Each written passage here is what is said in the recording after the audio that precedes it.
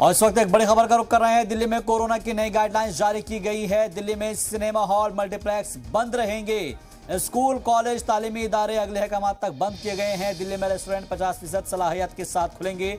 इसके साथ ही मेट्रो और बस में खड़े होकर सफर करने पर भी पाबंदी आयद कर दी गई है।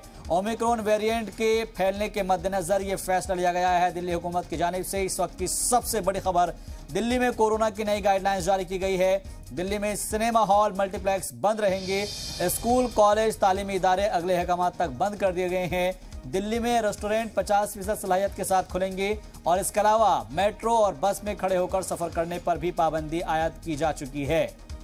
इस वक्त की सबसे बड़ी खबर, दिल्ली में कोरोना की नई गाइडलाइंस जारी की गई है, जिसमें सिनेमा हॉल, मल्टीप्लेक्स बंद रहेंगे। साथ ही स्कूल और कॉलेज के साथ साथ तालीमी इदारे अगले अहकाम तक बंद कर दिए गए हैं।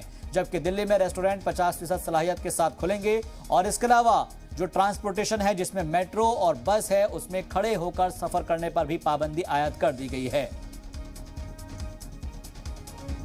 ओमिक्रॉन वेरिएंट धीरे धीरे करके पैर पसार रहा है और जिसके सबब अब जो रियासती हुकूमतें हैं वो अपनी तरीके से फैसले ले रही है, पाबंदियां नाफिज की जा रही है। कुछ जगहों पर नाइट कर्फ्यू का आगाज हो चुका है, कुछ जगहों पर और भी मजीद पाबंदियां बढ़ती चली जा रही है, सख्त पाबंदियां नाफिज की जा रही है।